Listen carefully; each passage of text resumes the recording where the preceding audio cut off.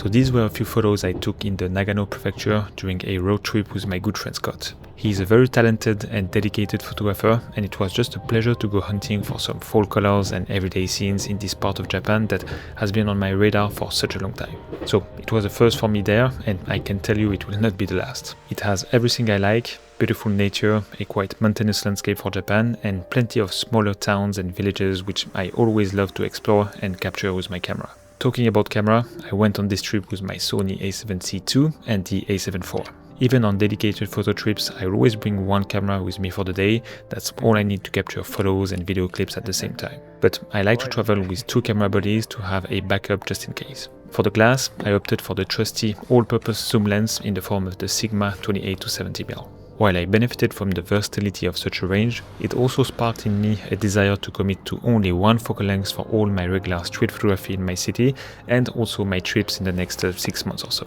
If that happens, you will see the result in due time, I guess. On the first day I used the a7C II, but I switched to the a7 IV from day 2 because it is just more comfortable when shooting with bigger zoom lenses.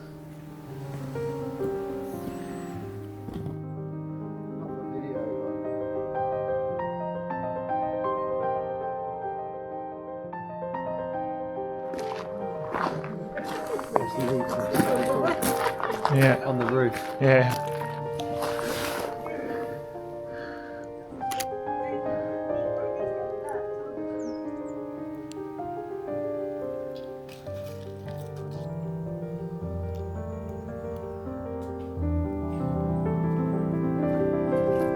Yeah, the peaking, you can see nothing. I can't see nothing, but I know it's in focus.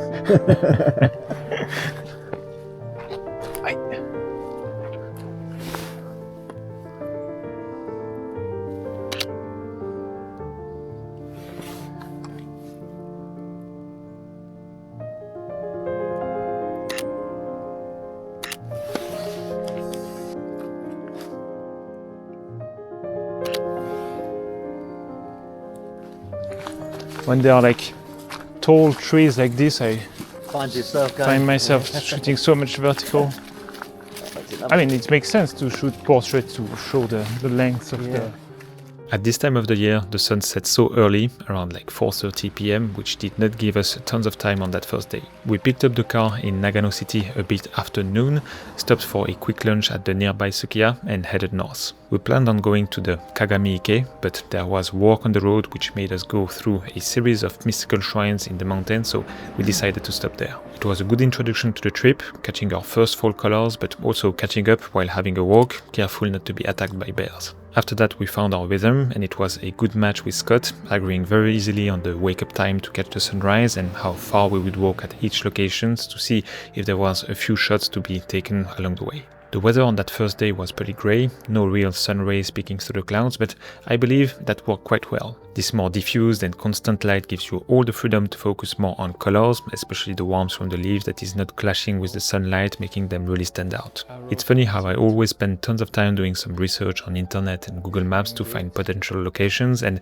end up spending way more time in the places I discover on the way to or back from them. That's exactly what happened here on that first day, and I'm not mad about that at all. Because the places you look up on Google Maps, you already know them upside down almost, but those spots along the way give you true exploring feels. That said, seeing the clock ticking and the inevitable darker hours from the night, we headed back to the car, trying to get to the Kagami Ike just in time to still have some light. So sick.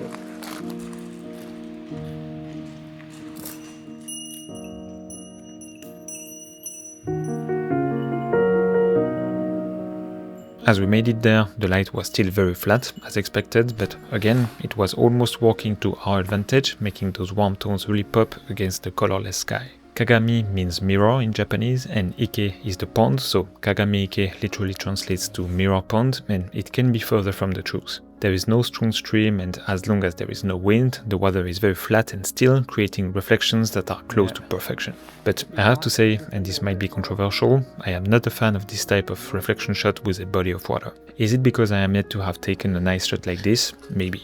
But because of the absence of the light and my lens going only to 28mm on the wide end, I have to say that once again, I prefer the shots I took that do not feature the reflection as an important element in the frame. I think the shots I liked the most from there was this first wide shot and the ones where I played with the silver grass as an autofocus foreground. We were close to call it a day. We went back to the parking, opened the car and put our stuff in the back seats when we noticed that the day still had one surprise left for us. The light took a very strange turn and everything around us started to look pink/purple.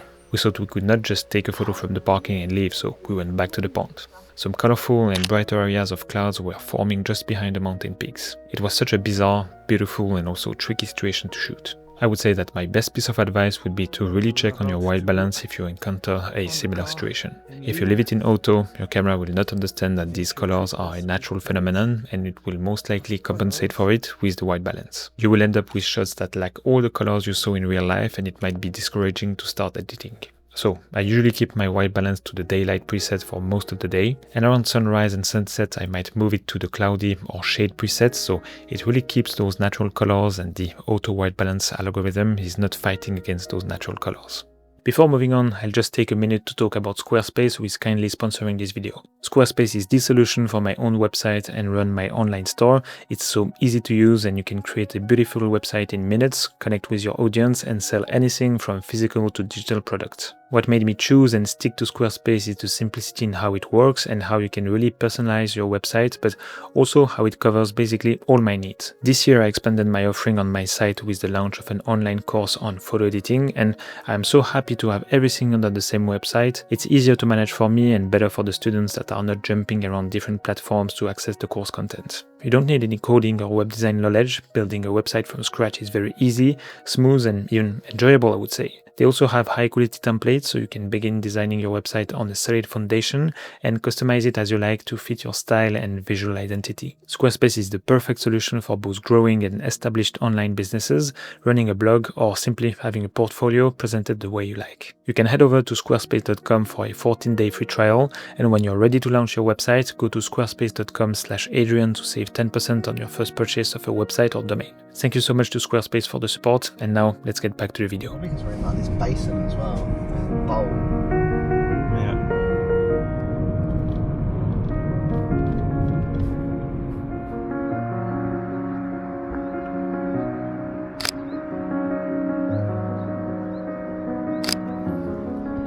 The next morning we set our alarms at 5 AM and went on a sunrise mission. I think the location we chose was not the best for a sunrise and it was hard to get a clear opening on the sky and compose a frame with a good balance of sky and other landscape features. But we made it work nonetheless, and it was the morning after the supermoon that happened in November, so the zoom lens came in handy here. Shooting tight, making the moon look as big as possible and keep the foreground mostly as a silhouette was the solution I went for. Once the sunrise was over, we visited that shrine which was almost at its peak in terms of fall colors. One of the recent updates in Lightroom lets you mask certain part of the frame based on landscape features, and I used it quite a bit to edit all these photos, selecting the vegetation only, adding a touch of warmth and brightness with the white slider. But as always, the more precise your selection is, the more subtle the changes need to be if you don't want to make your photos look fake and over-processed.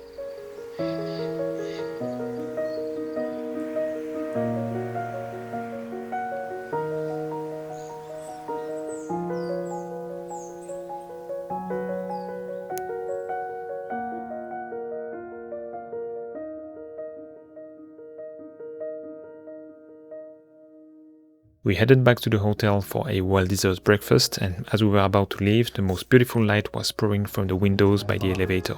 Sometimes you go to the craziest locations at an impossible time of the day, but a photo of a bench and a window in a business hotel will look better. Photography is really a fun thing, I think.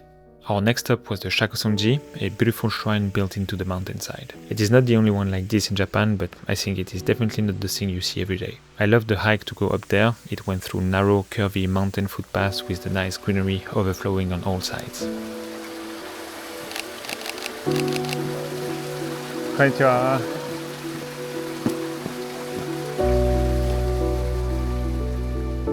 But the thing is, as we arrived there, it was already 11 AM and the sun was pretty high in the sky. I didn't really mind the harsher light, but the sky being also blue, it started to be pretty busy visually speaking.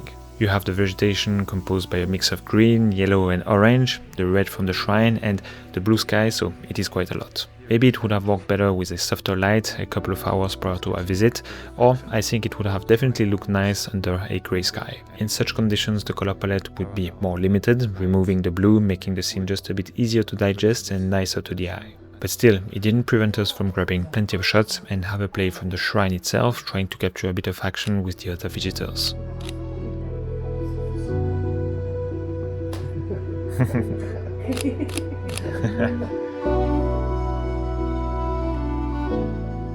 怖いですね。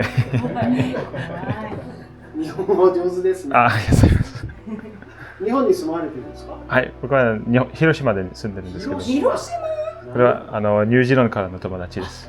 今旅行中。広島いいところね。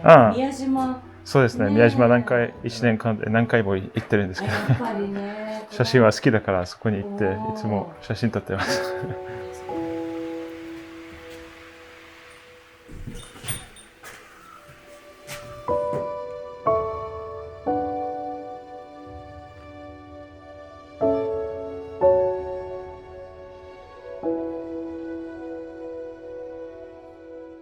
Probably not the best timing to come to such spots, but it's definitely very nice. Some dynamic lighting situations for good shots, but also challenging ones. Oh, there's a dragonfly on you, on the Osmo Nano. But yeah, time to move on to the next spot. And on our way back, a group of old ladies offered us some freshly prepared apple slices from their lunchbox, and I can tell you the apples in Nagano Prefecture are pretty good. Not too far from the Shakusonji, you can also find Un-no-juku. It's a preserved post town with a centuries-old building from the Edo and Meiji era. That's where we swung by next, and what we thought would be a 20-minute stop turned into a 2.5-hour photo walk in the little streets of Un-no-juku and the neighbor village. Autumn is such a nice season to shoot because you still have colors and nature is still alive, unlike winter, and the light is almost always nice, all throughout the day. Even at the peak around midday, it still has some angle to it, making it more dynamic and creating definition to the building and different subjects to try to photograph. And the thing is that in Un-no-juku, I think both Scott and I took more photos once past the preserved area of the village. It was almost like too picturesque that it was hard to photograph. But the more everyday feel coming from the more modern area attracted us more, and there was plenty of simple scenes to photograph. The light made it also quite fun, letting us shoot little corners that had plenty of contrast and interesting light play, especially after going all the way down the street and starting to come back towards the car just before 3 p.m.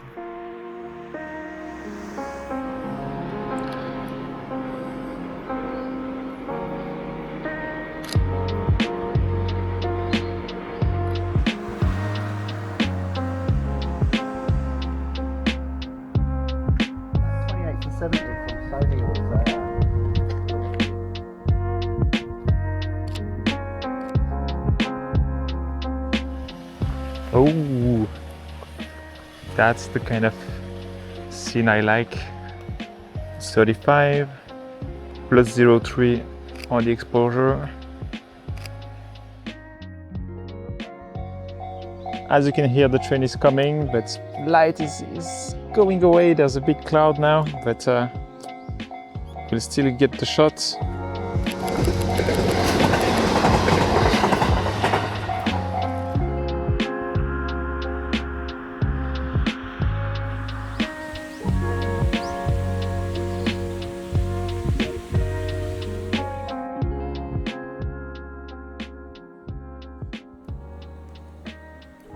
The outlook for the sunset was not the most promising, but we thought that somewhere a bit more open could work well, so we set off for Lake Shirakaba. Little did we know that this would make us drive through part of the Venus Line, a scenic drive in the mountains of Nagano Prefecture. The scenery was just so nice that we stopped in the way and shot some photos of the surrounding mountains and the curving road going through it. Again, we got so lucky because when we stopped, the light was not really there, but just after 10 minutes trying to figure out some compositions and grabbing a few clips, a beautiful beam of golden light starting to hit the tip of the mountain in the distance. And I shot photos from everything between 28mm to 400mm. This was definitely a first for me, because Scott lended me his 100 to 400mm lens for a minute, which was just so surprisingly zoomed in for me, but that let me capture some pretty unique close-up shots from the mountain burning in autumn colors. I can go into abstractions with this. Yeah. You can create crazy little pockets of. We don't even know what it is.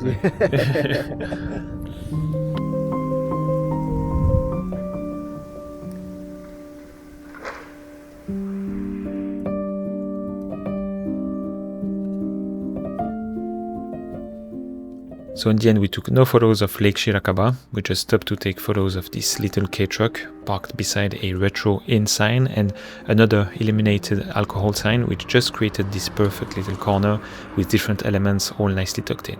And shortly after that the sun set, so the light was gone and we were on our way to Matsumoto to spend the night. And it's here that this video ends. The remaining 2 days of the road trip will be featured in upcoming videos, but in the meantime, thanks a lot for tuning in, subscribe for more, and see you next time.